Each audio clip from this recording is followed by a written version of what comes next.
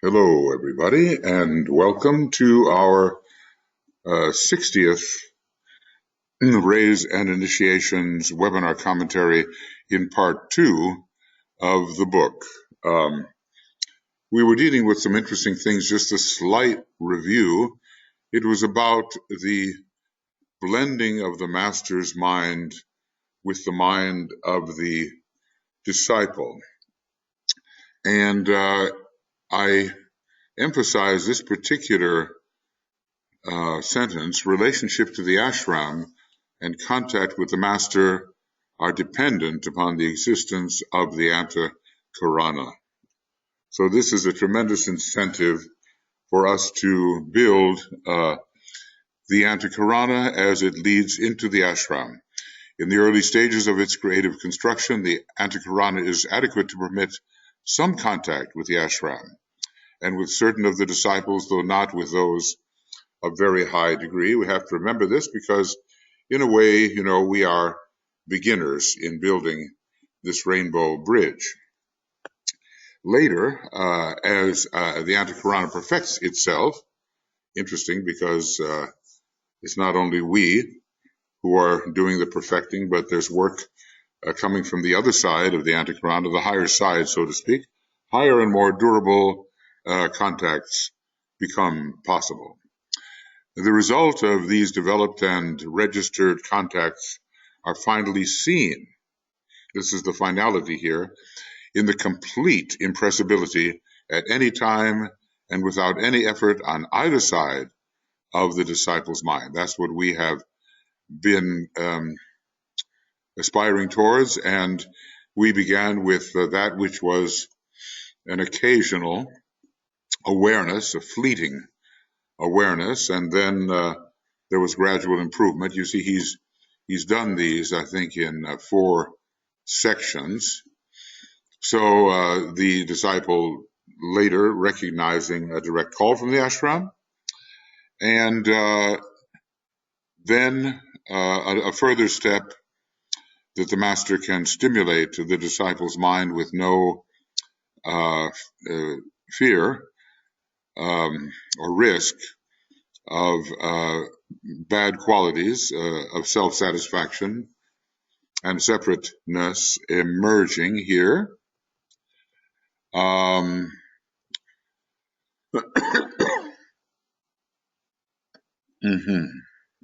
Okay, this is not correct. Let's just say this is separateness. I'm just going to call this separateness evaporates. And there can be a flow of thought between the two, so that is the third stage. Mostly it starts out with the master, but eventually there can be a dialogue established, and the disciple can respond. The disciple initiate can respond. He can be permitted to reach the master with his own reaction to impression. Okay, that's the third stage. Just to review, I find the review of these matters so very important. It's easy for even the clearest list to, so to speak, disappear in the great amount of text which DK has provided. And finally, the fourth stage, wherein the disciple can be trusted to be the initiatory agent of impression and contact, and is allowed to evoke, not only invoke, but evoke the master's attention and to penetrate to the center of the ashram, because the master will respond. So, and we compared, as we remember, these 4 stages of blending the master's mind with that of the disciple with the last 4 stages of 6 of the 6 stages of discipleship. Master DK is often asking us to correlate the different lists that he gives us. These are telepathic interplays, and the master uses the abstract mind to contact the lower mind of the disciple. So the master will therefore be dependent upon the use of the antakarana, which the disciple is in process of building, because we know that, let's see, I wonder if I can find that chart 8. Yeah. We know that there is that gap in communication between the mental unit and the monastic permanent atom. So unless the master is to somehow reach the disciple through the egoic lotus and causal body, through what we call the soul usually, any direct kind of meeting will be requiring an antakarana. Okay, just one moment here as I get my apparatus sort of figured out. Excuse me. Okay, so where are we? So the antakarana is, the building of it is deemed at this point timely and wise and necessary. At this point, I think I can use this image again. If it helps, maybe it helps. At least it lets you know that I'm there with you. And it depends on the light, I suppose. Okay, we'll let it go at that. So,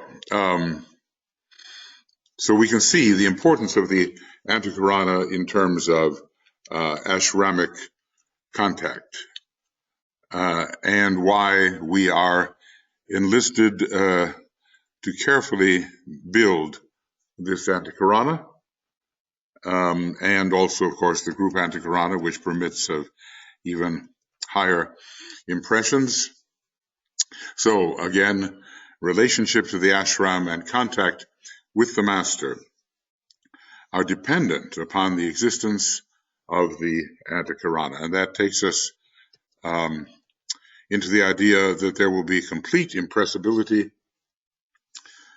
finally in this fourth stage at any time and without effort on any side of the disciple's mind, because we have proven that indeed we are working within the ashram in a constructive way according to the divine plan, and we can be trusted not to become overstimulated, have our lower ego overstimulated. And the minute that happens, that lower ego begins to swell and take up too much space in our field of consciousness, crowding other important things out and destroying our sense of proportion. Humility depends on an adjusted sense of proportion, and without humility, we are pretty well useless as hierarchically affiliated workers. Reciprocal activity has become possible. Okay, so now we're into, after that little review, which occasionally, one does carry out, one is into number 60. And I just realized I didn't press my chronometer, so I'm not sure whether this is going to come out around an hour in duration or maybe a little bit more. We'll see how it goes. I think I've been speaking for, let's say, 7 or 8 minutes, and hopefully I can keep it close to an hour. There's so many little things to manage as you're doing these programs. I would be better off as Shiva with maybe 10 arms. Then I could accomplish all this. It is needless, says the Tibetan, it is needless surely for me to point out that the theme of all impressions coming from the master to the disciple and from the disciple to the master is service to the plan. Obviously, he's trying to decentralize us here. The problems connected with group work in the Aquarian age or with the life and relationship to the ashram. I think, he's pretty well telling us that personal issues, unless they really touch upon these factors, service, group work in the Aquarian age, life and relationship within the ashram, unless these personal problems really are somehow inhibiting effectiveness, in these areas, then they will not be the subject of the exchange. Although it is really interesting, isn't it, how often Master DK did talk about the ways in which his students, whose letters are gathered in the Dynabooks, needed certain personal adjustments. But then I'm quite sure that it is these personal adjustments which did touch upon their effectiveness in the group work that he was intending to see accomplished. Forget not that the ashram has its own objectives, intentions, and inner techniques, which are unconnected with the disciple's life and his service in the three worlds. Well, this is all part of, what can we say, all part of getting off the center of our own stage.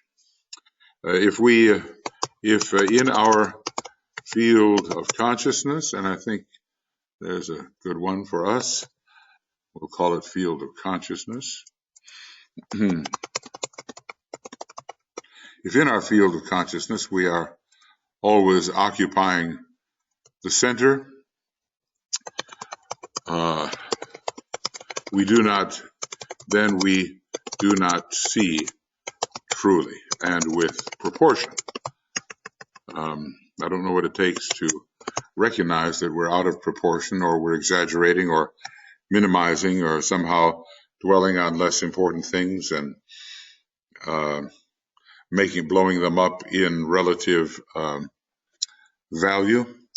But the day comes. Excuse me. The work of the disciple in preparation for initiation is not basically concerned with his daily world service, though there would be no initiation for him if that life of service were lacking. Now, okay, let's look at that. The work of the disciple in preparation for initiation is not basically concerned with his daily world service. One simply assumes that service will be present and growing in effectiveness, though there would be no initiation for him if that life of service were lacking. And this is something that we all need to bear closely in mind. We're not going to find true initiation if we are not serving, simply wanting to be initiated, wanting to get through that door, which turns out to be a figment of our imagination if we imagine that we go through the door alone. That's not enough. His life of service is, in reality, an expression of the particular initiation for which he is being prepared. Very interesting. So according to the standards and revelations of the coming initiation, so will be our life of service. According to the revelations of the coming initiation, so will be the nature of our life of service. The theme is too vast for us to consider here, but it is an idea upon which you could well ponder. So what would we do? Perhaps a hint can be gathered. Look at the type of service you are rendering. Does it give a hint concerning the initiation towards which you are striving?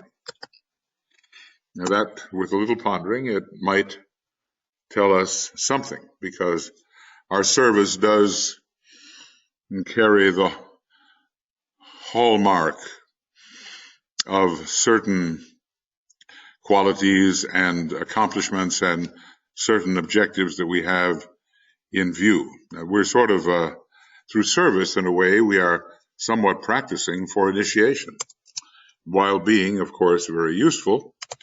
Through service, we are somewhat practicing for initiation, at the same time being useful to our fellow human beings and to our planet. you do see how those abbreviations do help in the long run. So taking a little time to make sure that they're there is useful for all of us. And maybe if you're writing about these things or preparing lectures or whatever, the abbreviation method will be useful to you.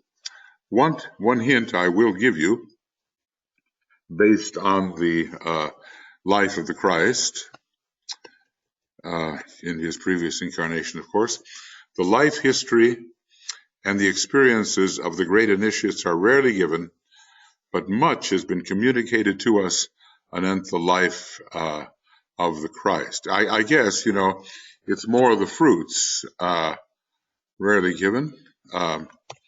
It is more the fruits which are important for us to understand. Excuse me, but much has been communicated to us anent the life of the Christ, both in the Gospels and in connection with his earlier incarnations. All right, so as maybe Maitreyee,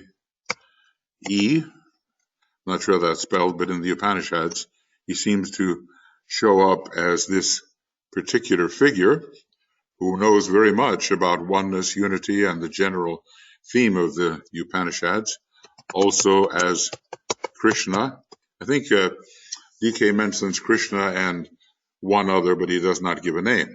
As you know, he took one of the greatest of the initiations, the sixth initiation, that of decision, that was inaugurated in the garden of Gethsemane.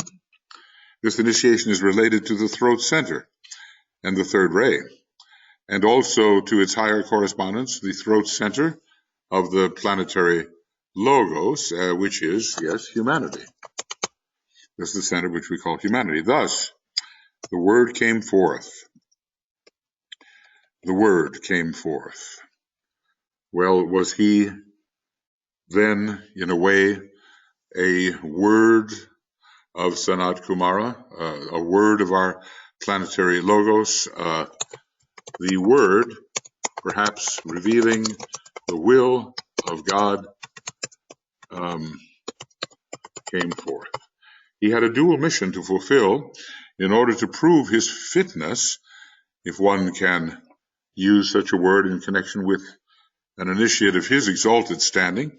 He had first of all to give a great impetus to human evolution by proclaiming two things: that the blood is the life, and this reminds us of the relationship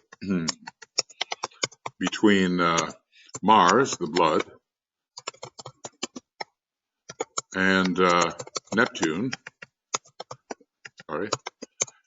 the life. Or maybe I should put that in capitals and make sure that we've got our Neptune here. Okay, N-E-P-T-U-N-E, right. The blood is the life, and to change the relationship of human beings to each other, not just based on elemental family blood relationships, but on their unity and their oneness with the one great life, and thus their brotherhood. So relationships are not just based on elemental similarity and family closeness, but on the life in which all human beings are brothers and sisters. Okay, and relationships, R-E-L-S, we do want the plural there. Okay. So that's one thing that he did.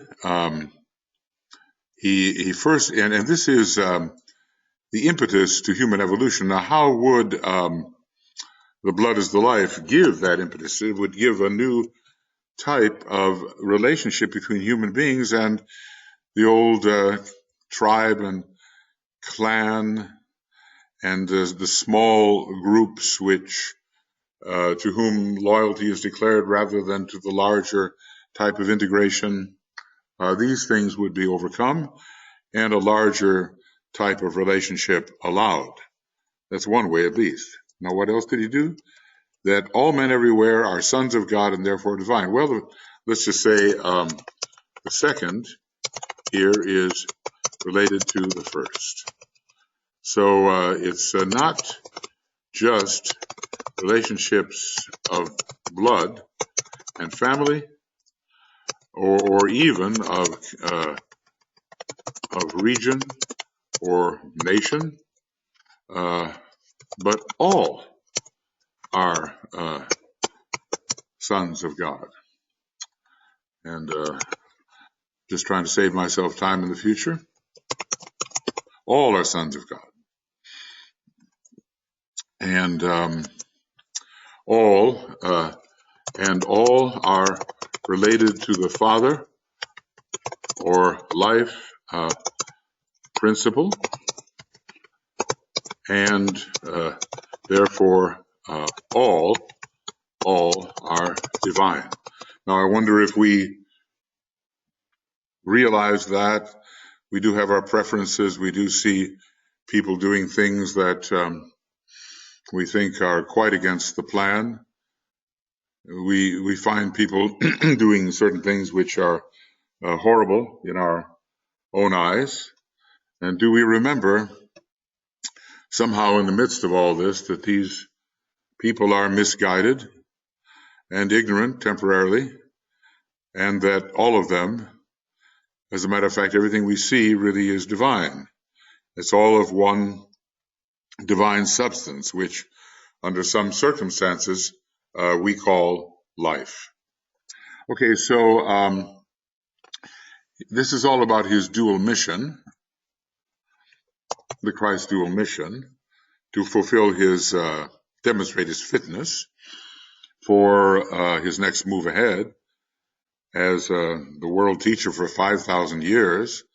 When he was experiencing the sixth initiation, he had already been the world teacher for 500 years, 1/10 of the duration of that to which he acquiesced.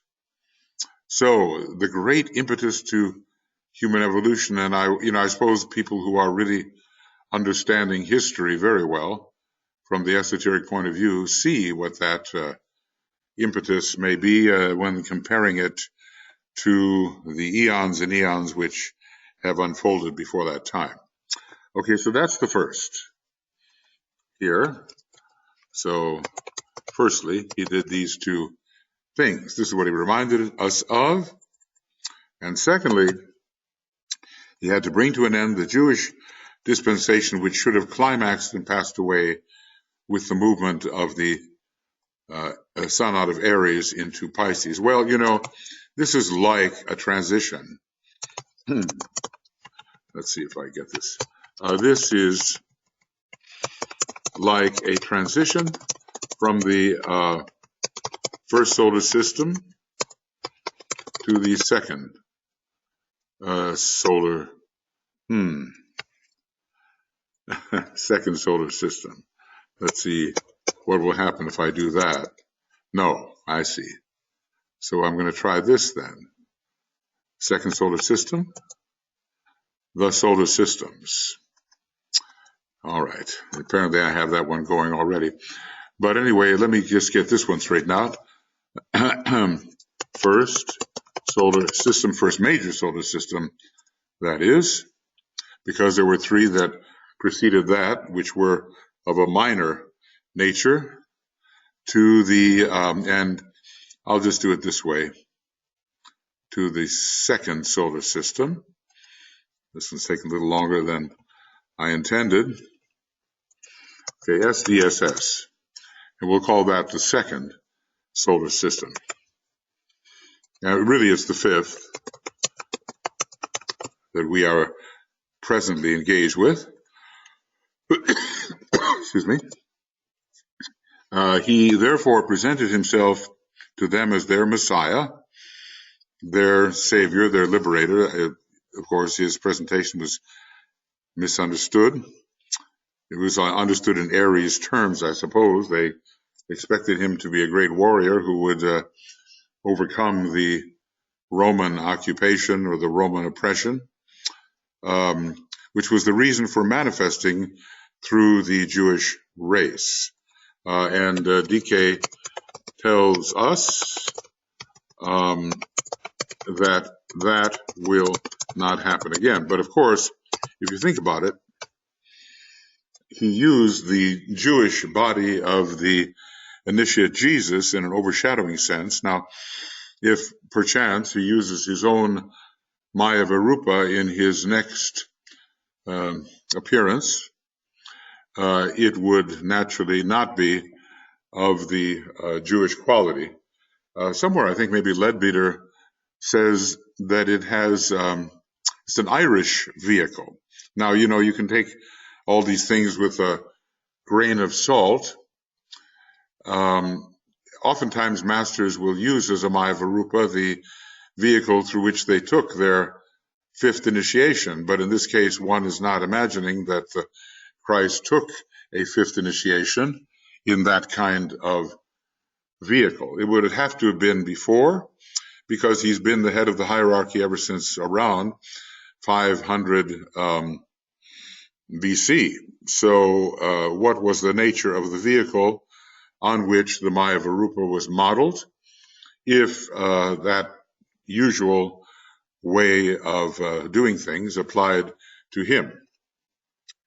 Well, so he wanted to bring certain first solar system ideas, to bring certain first solar system tendencies to a halt, and help humanity get with the program of the second solar system. But this didn't work out so very well. They said, DK says here, they not only rejected him, but have succeeded in perpetuating the Jewish dispensation through the medium of its religious presentation throughout the era of the Christian dispensation. And you do find many Christians who are rooted in the Old Testament, and it is to them as important as the New Testament. And so you kind of wonder, who many of these people really are. When you're looking to find a member of the Jewish group, you don't necessarily have to look for a racial type, because they can be incarnated in different racial types. So that makes it quite interesting to determine who really are the nomads who wandered from the previous major solar system, which we often call the first solar system, into this solar system, via the bridge which Saturn had created. Will they all be found in the Jewish group? And as far as that goes, will all who are found in what we call the Jewish group racially, will they necessarily be true members of the Jewish group? Maybe they're just there for a particular experience, temporary. And that was the case, I think, with a couple of the senior disciples found in Master DK's group, such as RSU, Regina Keller, and FCD, Roberto Assagioli. Their relationship to the Jewish group was not a permanent thing. It was a temporary expedient. Okay, so this, they not only rejected him, but they perpetuated the Jewish dispensation, which is what the Christ hoped to overcome and transcend. But we have it, and with Christianity today, as it is so often taught in some of the more fundamental presentations, we do have very much the presence of the whole Jewish approach. And in Masonry, until the Reformation had begun, we had present also the Jewish approach. So this was something that was not intended, and it was perpetuated. I guess it's a very strong tendency because it has lasted so many millions of years, and that's the issue. Excuse me. Okay, just tapping my table here.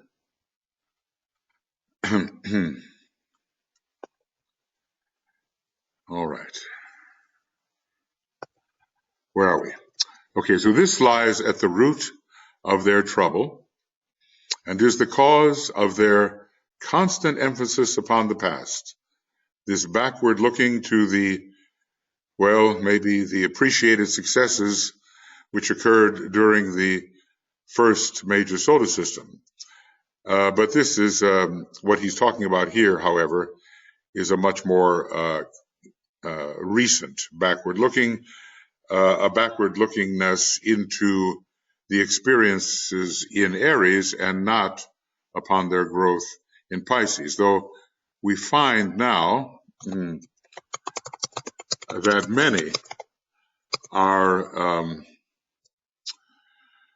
many are excuse me, taking up the Piscean tendencies. Okay, it's what we say 2,000 years too late, but or at least 2,000 years late, but perhaps never too late. Okay. So, going on. This entire subject of telepathic interplay between the disciple and the ashram, between the master and the disciple, is one of unique interest. He really deals with this so much in the 14 rules for disciples and initiates, and it's something that we really do want to know about so that we do not exaggerate its importance in our lives and we do not minimize it. You know, if we are spiritually selfish in a strange sort of way and simply want contact with the ashram for its own sake rather than for the service that it can provide, then we are on the wrong track. So anyway, we're dealing with telepathic interplay between the disciple and the ashram, between the master and the disciple. Let's see what DK says about its unique interest. It certainly is a way that we can grow into presentation of the divine plan. It is part of the dual life which all disciples must lead. Okay, they lead their life within the lower three worlds, and they also are contacting the soul, the ashram, and the master. So let's put that down. See, life in the lower three worlds of service, and life in contact with the soul, the ashram, and the master. It is that which intensifies the life of introspection. Sometimes DK talks about introspection as if it's not such a good thing because it seems to cut off certain disciples from the right kind of contact with others, but the right kind of introspection puts the disciple in touch with high subjective factors, soul, ashram, and master. It is that which intensifies the life of introspection, which is only rightly understood and carried forward when the man is in truth a soul-infused personality. Now there is, that's really interesting. So only Only the soul-infused personality can introspect correctly and usefully. Okay. I sometimes have a word that I refer to as a coined word, infuception, which means the ability to perceive the unifying factor which unites all apparent differences. Anyway, this is introspection. It is the source and origin of the extroverted life which the disciple must also lead. But he has to go forth with some energy discovered within. It's not just a question of being outgoing. It's a question of reaching others with that which has been discovered through introspection. Okay, so it is the source and origin of the extroverted life which the disciple must also lead, producing an intense activity in the three worlds, an activity which in no way disturbs the calm procedures of the life of ashramic contact. So again, there is a kind of pair of opposites, a kind of pair of opposites must be mastered here. So activity without and calmness within. Rightly followed, it produces the possibility with which our third point deals. Okay, so this is Christ came here to do two things.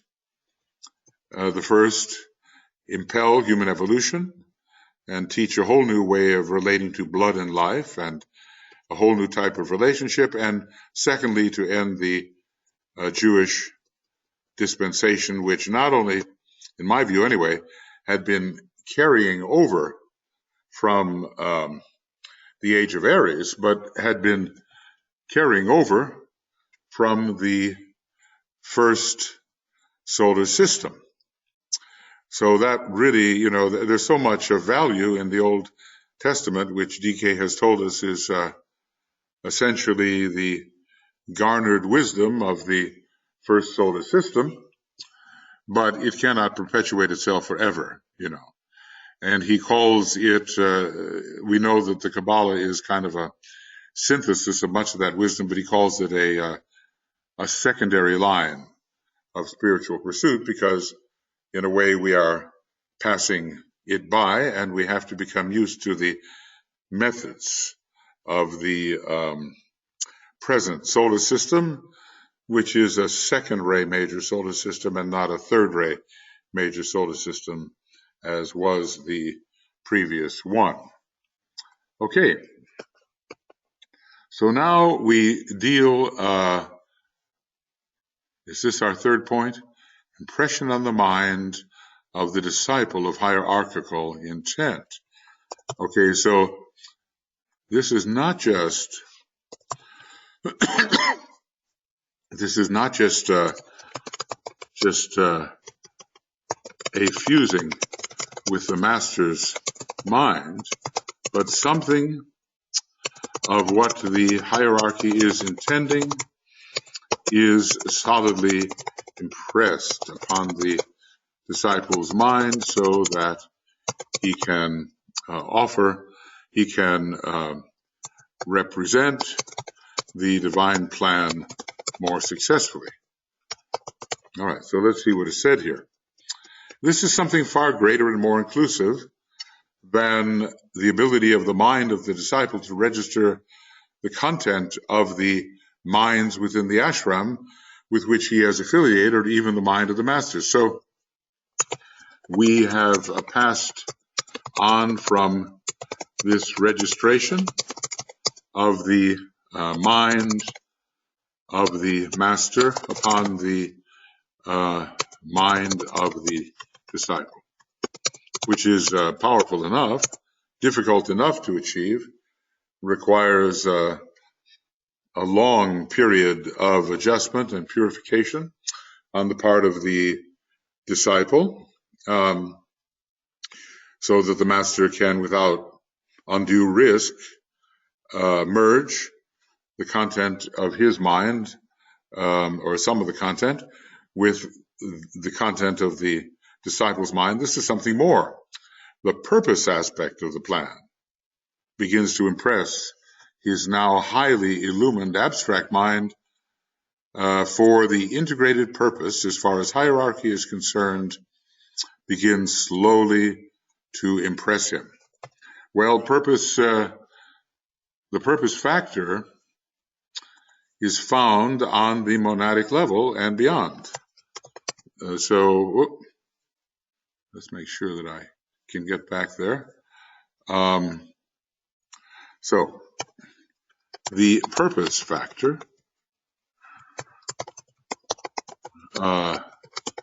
is found on the monadic plane. Found on the monadic plane and beyond. And it is that, this factor which guides the divine plan. So still higher spiritual source is now impressing. Okay, this must be the morning not to spell.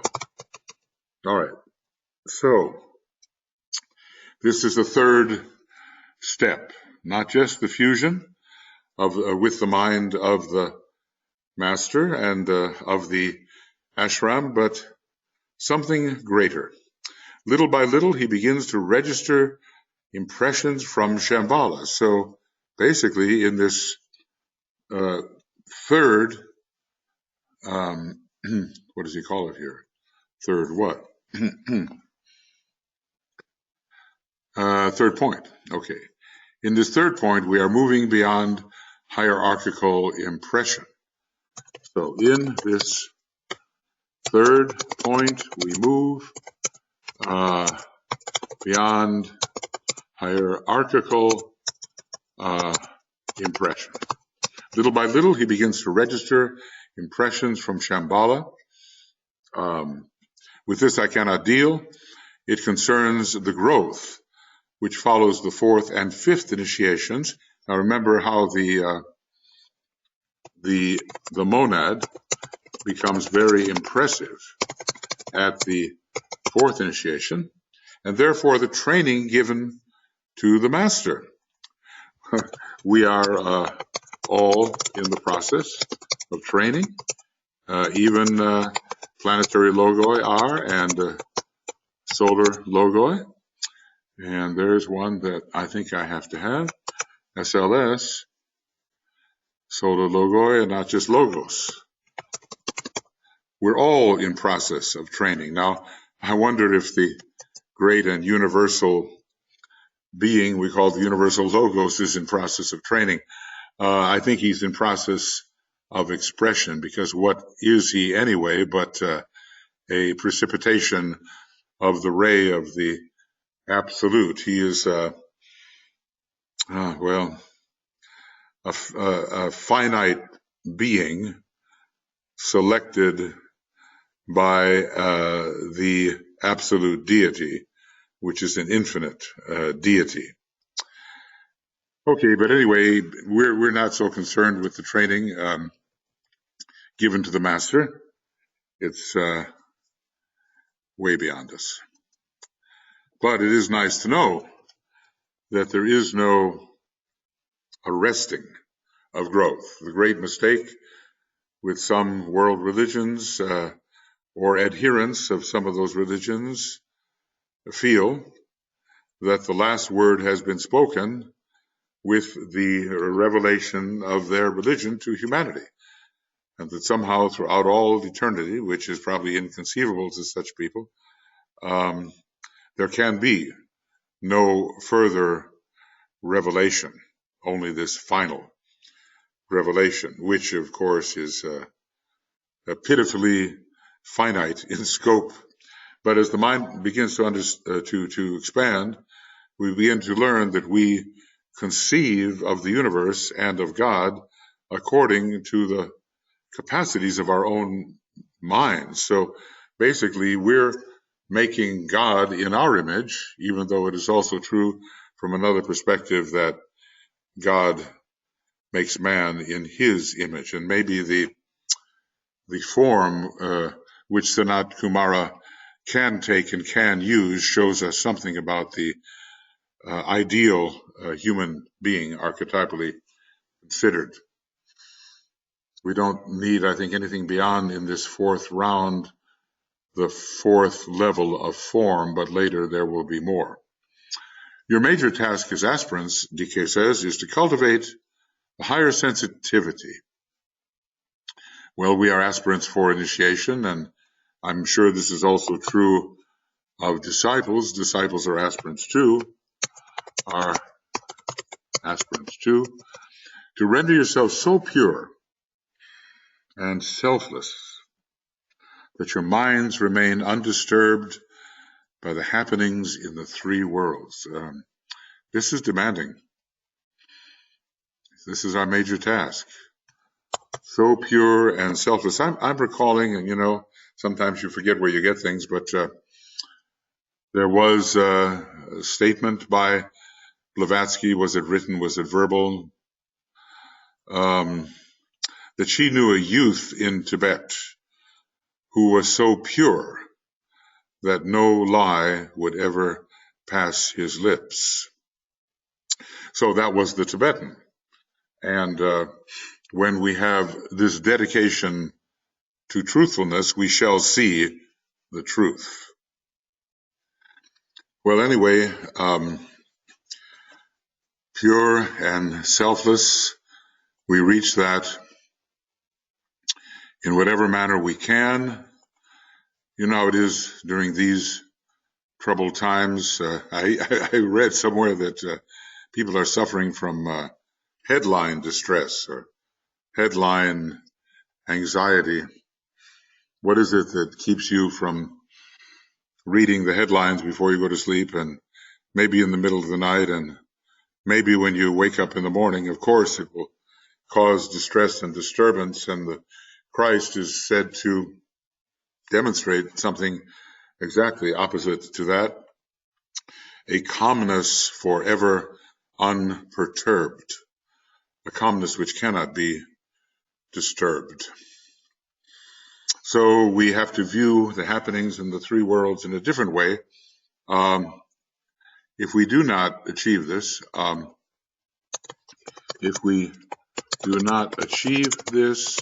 then we suffer from what Master Moria calls imperil, or what the Tibetan calls irritation. Not the usual types of irritations, but a state of always being disturbed by that which transpires around one, even though it is evanescent and an inevitable part of the world of becoming. So we look on life, if we can achieve it. I certainly have achieved it with serenity, deep, deep serenity, knowing that the many changes here in the world of becoming will give way to the archetypalization of all relationships. To seek that attentive spiritual sense which will enable you to be impressed and then to interpret correctly the impressions received. So to see beyond and within all the evanescent changes. So I'm going to just throw a little beyond in there, and it will help later. To see beyond and within the evanescent changes, to see the spiritual plans and purposes which are at work behind the scenes. This is something that we gradually learn to do, but it takes a lot of training. It is not easy, and the astral body certainly has to be subdued if we're not going to become agitated over these apparently difficult fluctuations. Maybe we can remember that in these times as we lead up to 2025 and during the time that the world will go through great stress, as it always does when there's going to be a major emergence. So the first stages of the plans for the real externalization will be taking place, in all probability, says the Tibetan, in 2025 and beyond. And then the plans for the reappearance of the Christ, which are known only to him and to maybe some of his very closest co-workers. Okay, so we do not want to be disturbed. We do not want disturbance to prevent accurate impression. And this depends on our attitude. We can allow ourselves to get upset if we will, but that will just make the waters more turbulent or muddy the waters, and we will not see the higher world reflected in the lower. I have said that initiation is in reality a great experiment with energy. Not on all planets has this experiment been going on. I do believe it was, according to the Tibetan, attempted on Venus and proved so successful on Venus that it was tried, is being tried on the alter ego of Venus. Well, which is the alter ego? Let's just say a very closely related planet, the Earth. The life of the occult student is consciously lived in the world of energies. I mean, we all unconsciously live in this world, but we study astrology and rheology and the creative hierarchies, you know. We study many different kinds of energies and try consciously to live within them, handling them or responding to them in the correct manner. Those energies have always been present, maybe not always at equal intensity because there are cycles, highs and lows, during which the energies affect different planets in different ways at different times. Those energies have always been present, just like the revelation of that which is always present. Question is, do we receive it? Those energies have always been present, for the whole of existence in all the kingdoms of nature is manifested energy. But men are not aware of this. And that's the whole thing. You know, the big battle is not so much in the realm of action, but of consciousness. The big battle for progress is in the realm of consciousness.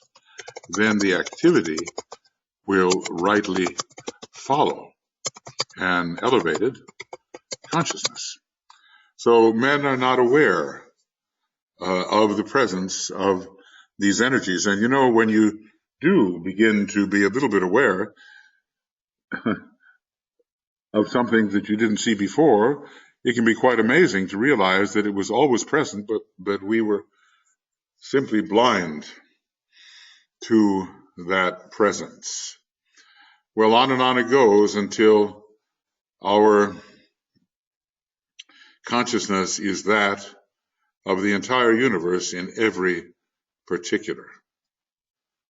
We re-become in full consciousness the universe we have always been and the universal logos we have always been, or at least during this universe, although there really is no difference in identity between the infinitude of universal logoi. There's always been an infinitude of universal logoi appearing cyclically, no matter how far back you go, with any kind of concrete measure, no matter how large the number may be, it's always been preceded by an infinitude of cyclically appearing universal logoi. The thing is so big that what we are is so small that we might as well enjoy the perpetual motion of the ride that never began and will never end.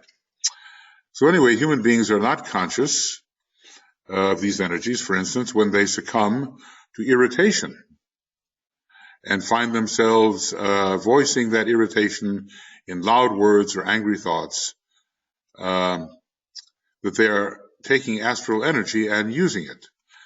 They don't know that it's astral energy that is, at this point, being unconsciously used by them. And, so many of us, what is it? Irritation is the last fetter or limitation which a master has to overcome. The idea is presented that if he's so powerful that if he gave in to irritation in the direction of any particular student, it might be very bad for that student.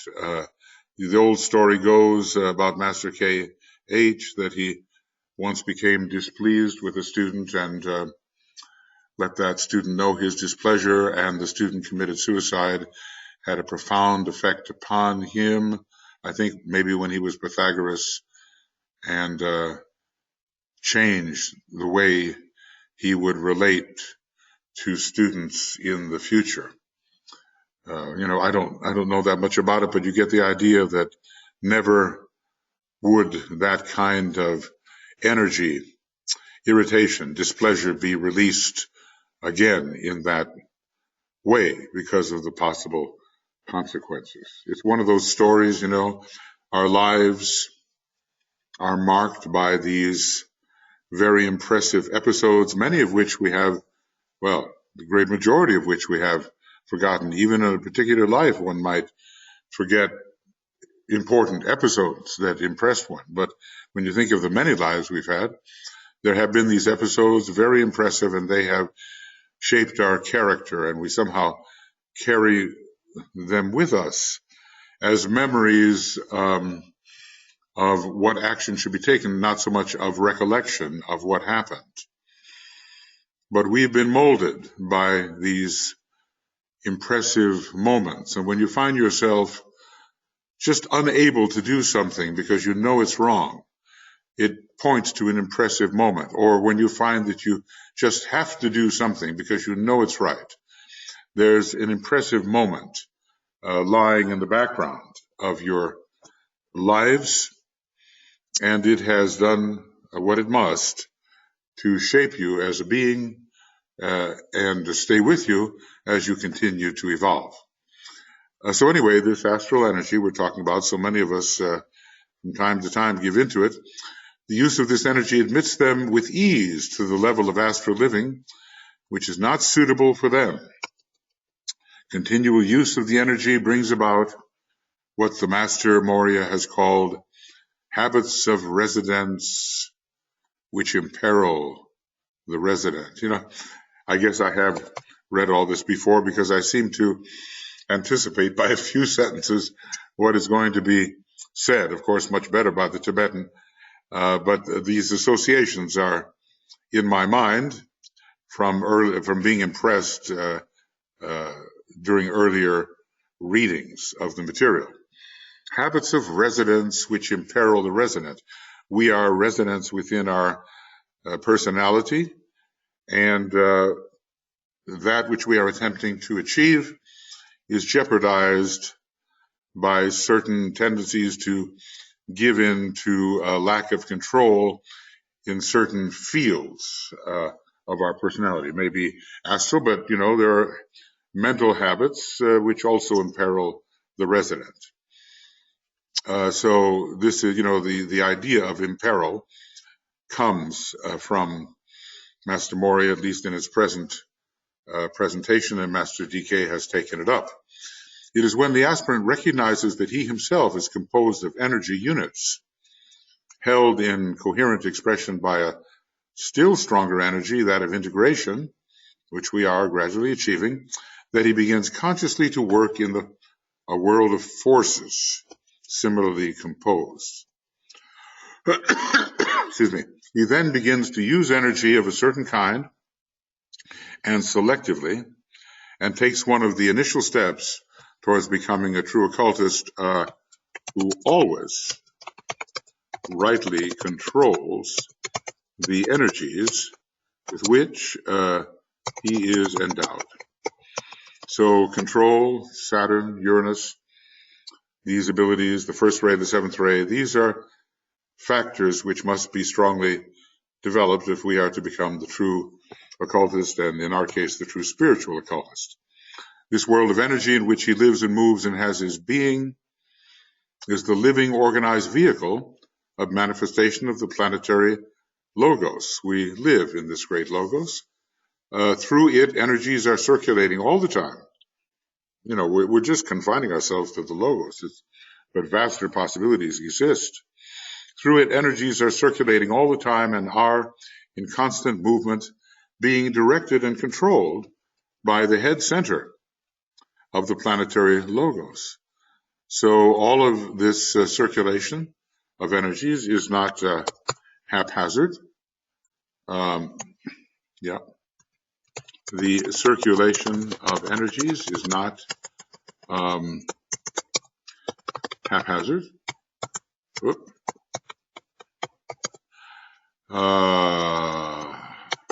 I hope, that's correct. Not haphazard, but regulated from the head center of the planetary logos. They create great vortices of force or major points of tension throughout the planetary logos' body of manifestation. And one wants to be aware of these so one can know when they're coming and cooperate with them. This would mean being somewhat of a master of the science of cycles and having what is called on the third subplane of the atmic plane, all knowledge. The spiritual hierarchy of our planet is such a vortex. So maybe every chakra, it's a heart center, so maybe every chakra or center is a vortex.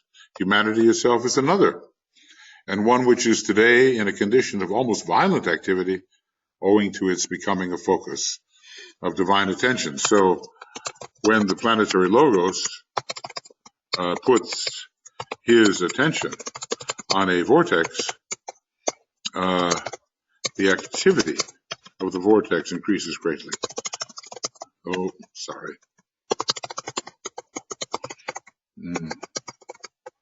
And sometimes we think, well, it's all of man's doing, all this mess we're in and all this chaos we're passing through, but great cycles involving changes from the Piscean to the Aquarian age, and excuse me, involving the coming in of the seventh ray and the fading out of the sixth in one of its lower cycles.